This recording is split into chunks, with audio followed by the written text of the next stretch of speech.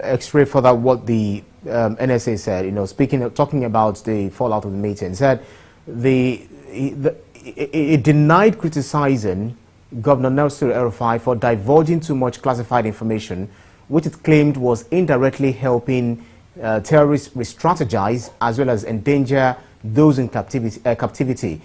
Let's quickly take a listen and then we'll take your reaction. Governor Nasir El-Rufai spoke about the security agencies saying we know who they are, where they are. And again, that is the danger when you start talking too much. You give away a lot. I agree. Now, even if they say we know where they are, that in itself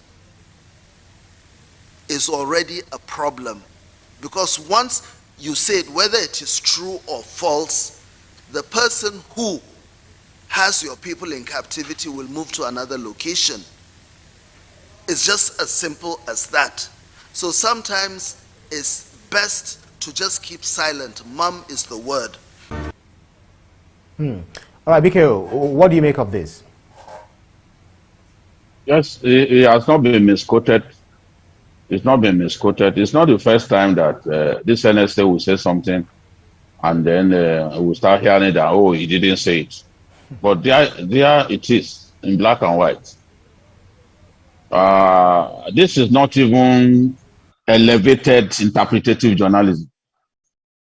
This is reporting what he said. That this is what happens when you talk too much. I mean, what he was trying to say was that, look, Governor Rufai had no reason in the world to disclose that they knew the location of the bandits. During the Jonathan era, one of the generals also said something similar, that don't worry, we know where they are, this and that. And what we did see, the Chibok guests were then redistributed amongst commanders. So by the time the group even broke into factions, you now had the Abanawi faction having more than 100 of the guests, you had the other faction too having some. So they didn't put them in one location. Terrorists have been able to pick up valuable lessons over the years. Because when you keep them in one location, in the event of military action, they could be rescued. But when you split them up, it makes it extremely difficult to rescue them by a single operation. In any case, it is even advisable to not attempt to rescue them militarily, especially when there are so many as we have seen. The best thing to do is to not allow them to carry out that attack in the first place, because once they've taken people into the bush, they are going to use them as human shield.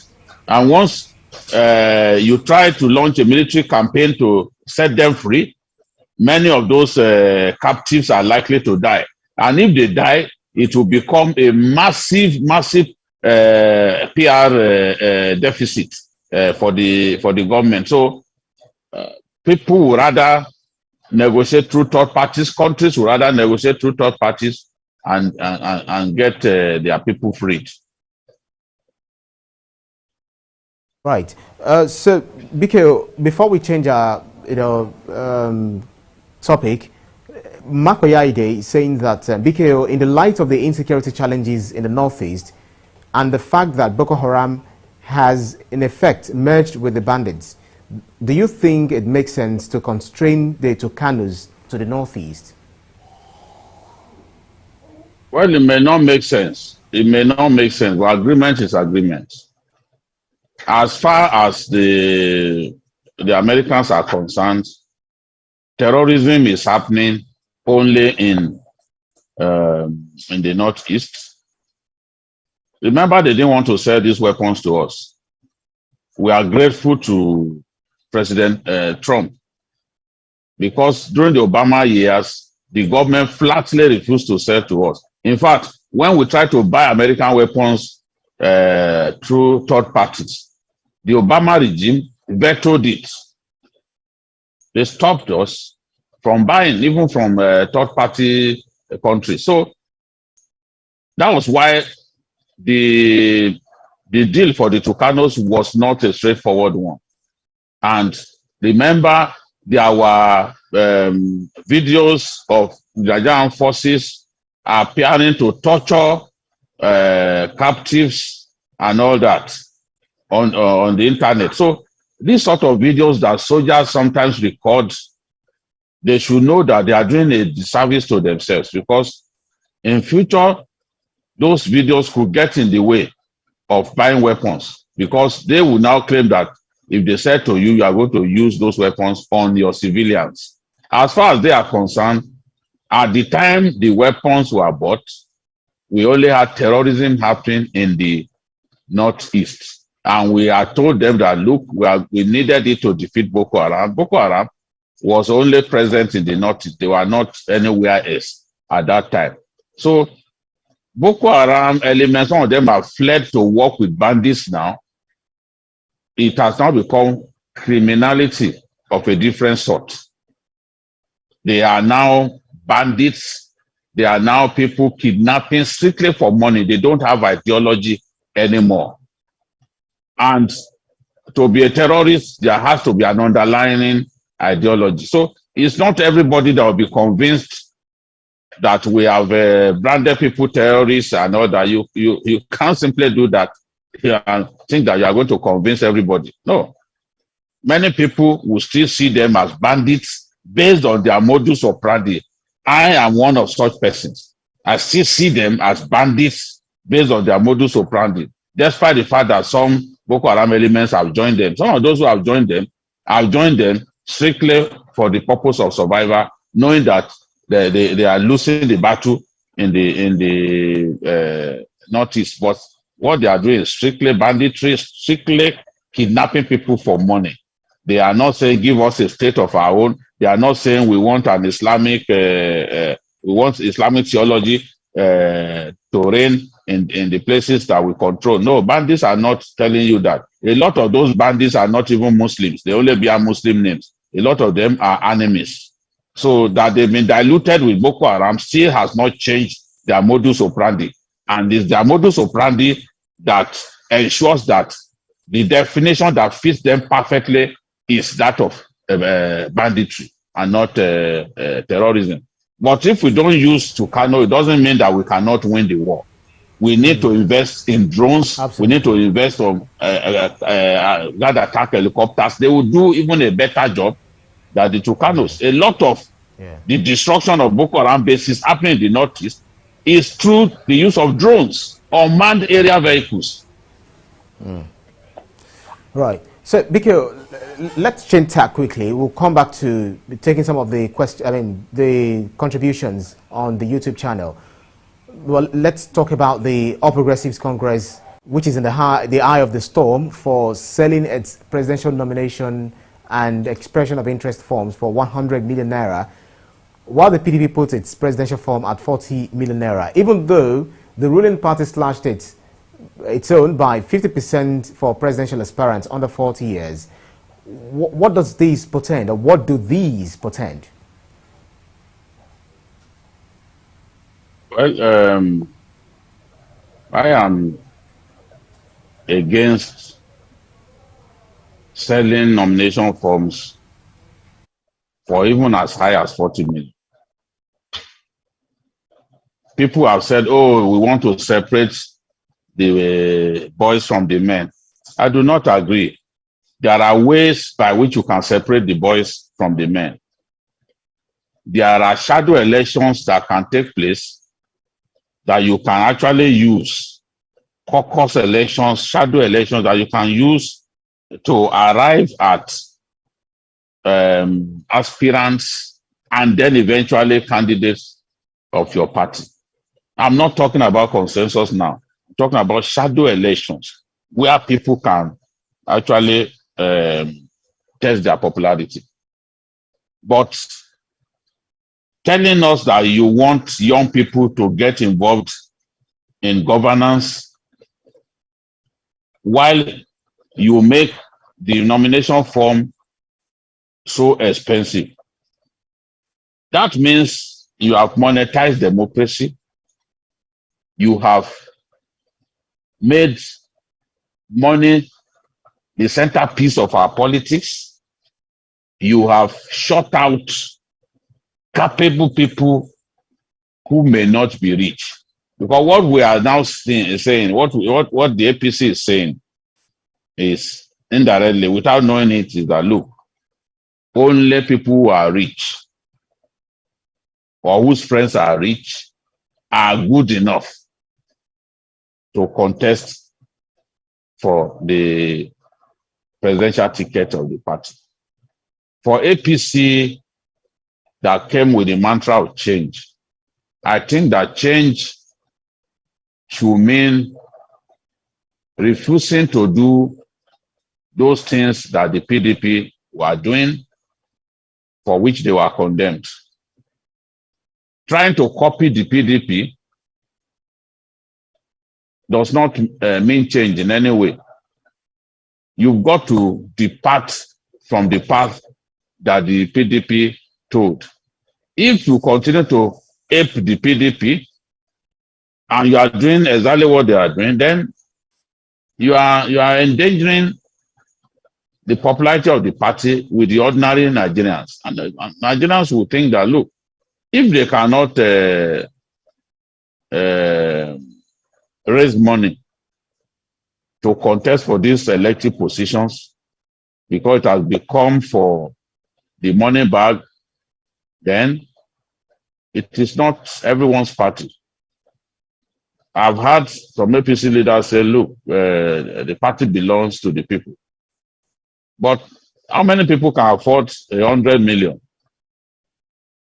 in today's difficult Nigeria?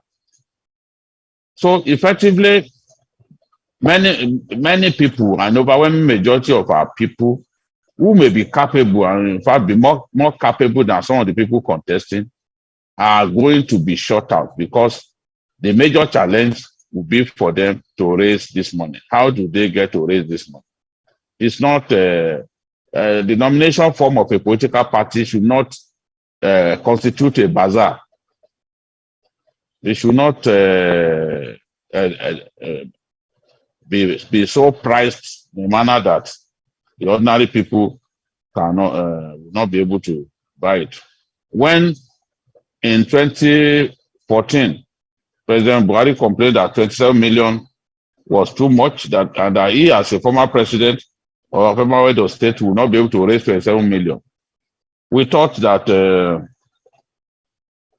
that under his leadership of the party, under him as the leader of the party, that incrementally the nomination form of the APC, the presidential nomination form of the APC will, in terms of the price, will begin to go down. But what are we seeing? A 370% increase in the cost of the form can certainly not be encouraged. And even for the PDP, who are selling theirs at 40 million, I also think that 40 million is way too high.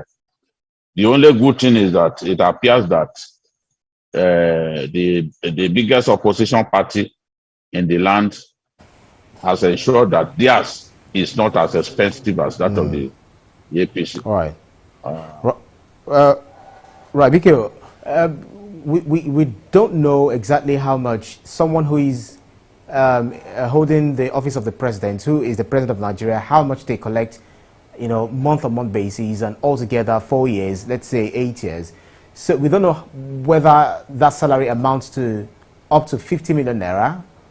So if someone is going to be the president of Nigeria, and then whatever it is that you're going to take home may not, I'm not sure, add up to that amount, 100 million naira. Are we not encouraging corruption whatsoever? Or do you think it's just a normal thing, where you said it's not even normal in the first place? So it's abnormal. It's abnormal. It's clear that this is being done to push some people out of the race, to make sure that only the people belong to what I would call the rarefied class, the class of the high and mighty within the party, can muster the courage to even contest. That's what they are trying to do. By this nomination, you have already made sure that people who are not rich or who can find friends who are rich, who can donate 100 million for them, will not be able to contest, because this 100 million is not refundable. You can still pay 100 million and still lose the election. I mean, so what do you then gain at the end of the day?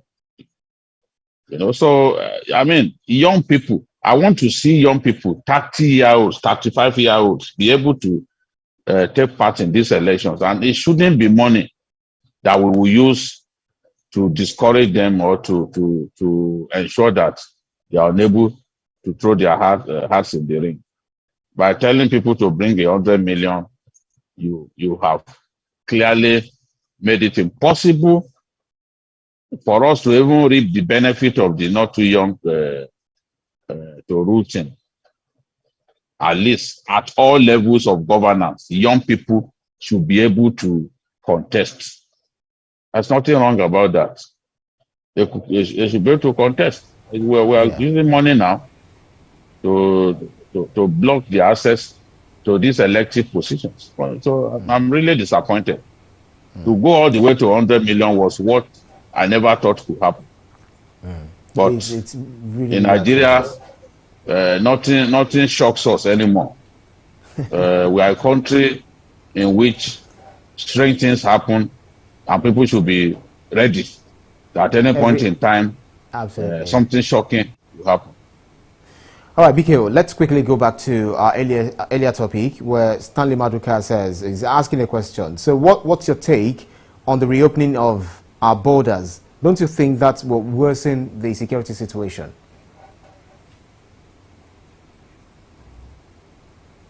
I don't think it will worsen anything. We were wasting our time when we closed those borders. It didn't stop insecurity. It didn't stop smuggling. The aims were not achieved. Although if we ask the people who locked up the borders, they will say they achieved their aims. Absolute falsehood. Today, we've been told that our fuel consumption rate, PMS consumption rate, is about 101 million liters a day. And when you ask them why, they will say, oh, a lot of it was down to smuggling. So how were people able to smuggle petroleum products out of our country at a time when we claimed that we locked the borders? Boko Haram, bandits, and other elements using Nigeria's extensive land border with Niger Republic to bring in illicit weapons. They do not use the conventional borders. They use the unconventional entry points. So whether you shut the borders for 1 million years or you keep the borders open, these fellows will find a way to come in. And in Borno North, for example, where Boko Haram still remains active, a lot of custom outposts have already been shot. They are not manned. A lot of immigration outposts are not manned, because we know that these people attack customs men where they can find them. You know, so I don't think it will make any difference. I really don't think so. All right, Biko, final thoughts. I've got so many, in fact, so many questions, so many contributions here. And one of them is saying that, Biko, thank you very kindly. Thank you very much for your comment. So far, it's always balanced. Shamsuddin said President Buhari will blame anyone except himself. And so many comments here. Some of them commendations, and some of them saying that we need to be asking questions about whether APC, whether the current crop of APC today are what used to be the PDP. I wanted to react to that very quickly, and then we go very shortly. There is little or no difference between the political parties. A situation in which somebody who is extremely reactionary today in the PDP can move straight into the APC and they will be received. And we will be told that, oh, just as Fashola said some time ago, that you don't stop people from coming to church, that you can only stop them from having access to the church offering or whatever. People can move from the PDP to the APC when they like. That has diluted whatever claim to progressivism in the APC. Our parties are not ideologically based, except we are fooling ourselves, except we are deceiving ourselves. There are far too many people who have no claim to being progressives who are in the APC today for me to begin to see the APC as the party of progressives. No. And even in the PDP, there are people who have traits that make them feel like people should belong to a progressive party.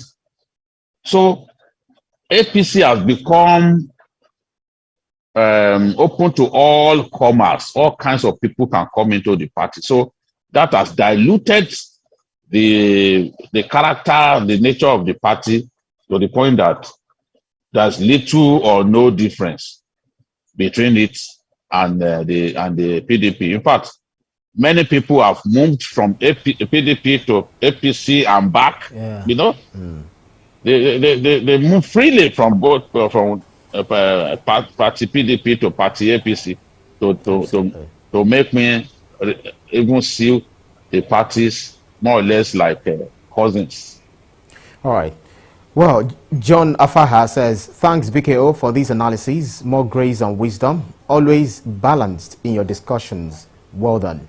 And that's our show for today's edition of Issues with Jide. Special thanks to you, Babajide Kolade-Soju, for those insightful analyses as always, BKO. Thank you so much for doing this with me. And thanks to you too, our audience, for joining us on every edition. You can see the program again anytime by subscribing to our YouTube channel, TVC News. Click on the subscribe button to get the latest information. On behalf of the team, I'm Ibrahim Shita. See you again next edition. Bye for now.